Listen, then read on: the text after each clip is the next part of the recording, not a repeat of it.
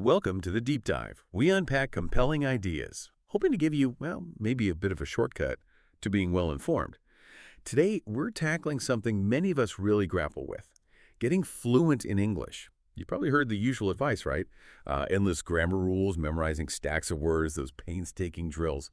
But has that ever just left you feeling, I don't know, completely frustrated? Especially when you try to understand native speakers and they talk so fast, you've done the work, you know the rules, but you still feel lost in a real conversation. So what if the actual key, the thing that unlocks fluency, isn't what you expect at all? That's exactly the question, isn't it? And it's right at the heart of our deep dive today. Our source material is this really fascinating conversation. It details one person's journey to speaking English really, really well. And it was surprising, honestly. This isn't about some, secret expensive course or anything like that. Instead, it offers a refreshingly practical path. It's accessible, and it really challenges a lot of the conventional wisdom out there about how languages are learned. So our mission here is to pull out the core insights from his experience. We want to help you understand why his method, which seems kind of simple on the surface, was so powerful, and maybe most importantly, how you could potentially apply it yourself. Okay, let's get into it then. So the source is this chat between Anna and Mark. And right off the bat, Anna's asking Mark how he got so good at English, because he's clearly very fluent. And Mark's answer just immediately flips the script on what most of us think. He says, and this is a quote, "The most important part of my learning was listening." Listening, yeah. And Anna's reaction is perfect, right? She's like, listening, really? I thought reading books and learning grammar were the most important things. And that just perfectly sums up the common belief we're kind of pushing against today. And look, it's a common belief for a reason. Grammar and reading, they definitely build your understanding of how the language works, the structure.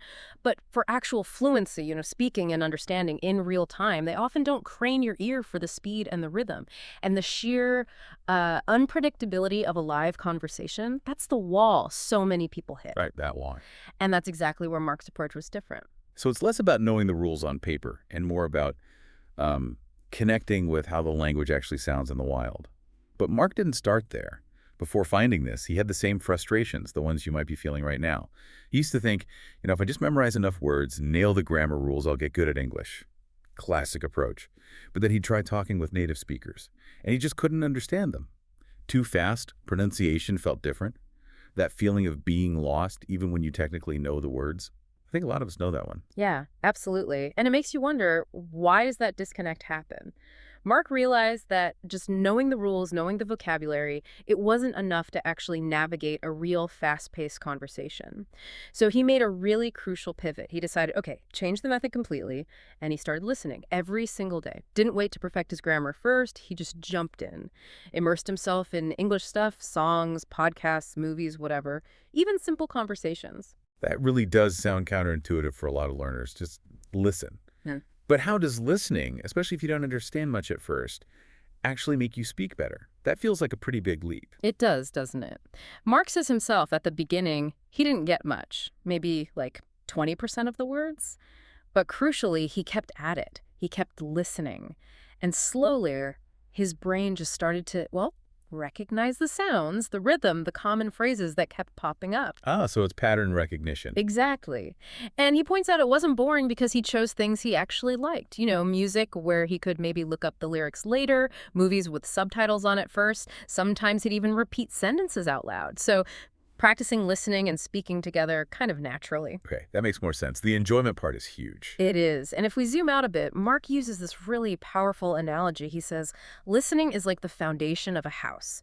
If the foundation is strong, then speaking, reading, and writing become easier. I like that.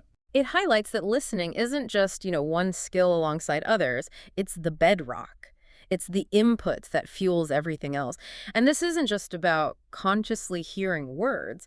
It taps into the brain's amazing ability to just soak up the patterns of a language, the rhythm, the intonation, how people actually phrase things, just through massive, consistent exposure. Like how kids learn their first language. Precisely. It kind of bypasses that conscious, rule-based learning that often trips up adult learners and leads to frustration. So it's not just adding a skill, it's like you said, rebuilding the whole approach from the ground up. Wow.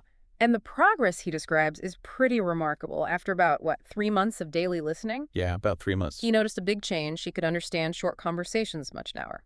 Then after 6 months, he could follow movies without constantly staring at the subtitles. And the next realization Mark had is, I think, really perspective shifting.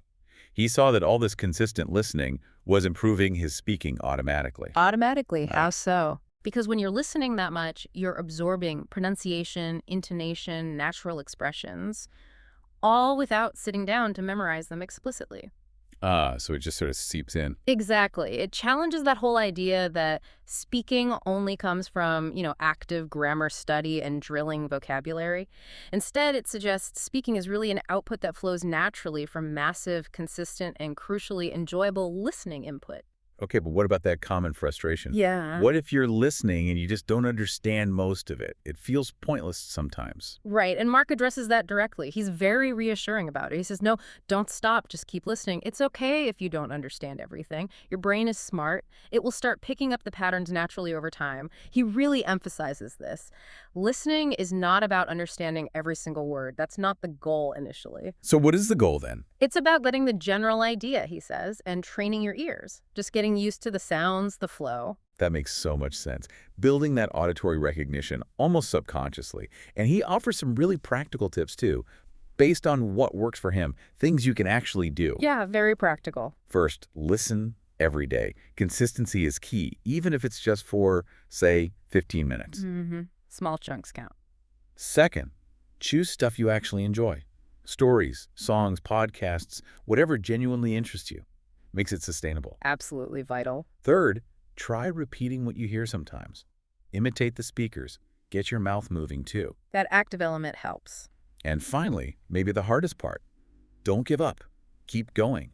He even admits he still listens to English every day to keep his skills sharp. Yeah, he likens language learning to exercise, right? You've got to keep practicing to maintain it. Exactly. The journey doesn't really end, but that initial breakthrough, the one that gets you over the fluency barrier, that seems to be driven by this consistent listening. He wraps it up with a pretty powerful statement. Listening is the doorway to fluency. The doorway to fluency. If you walk through it, he says, the rest will follow. Wow. Okay, so if there's one big takeaway from this deep dive, one kind of secret weapon to remember, it really is that, the transformative power of consistent listening. It's the primary driver. It's the doorway. And remember, Mark's advice, it's really encouraging.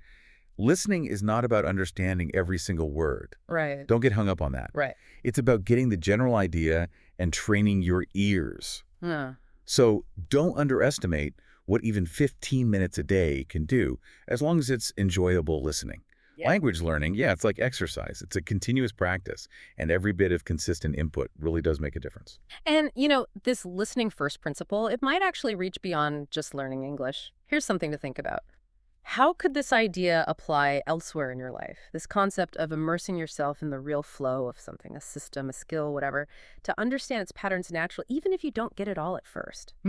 Interesting. How else could training your ears, or maybe your other senses, to a new domain be the foundation? The key to deeper understanding and eventually sort of effortless performance, something to consider. Well, thank you for joining us on this deep dive today. Yeah, thanks for listening. We really encourage you to keep going on your own learning journey, whatever that may be.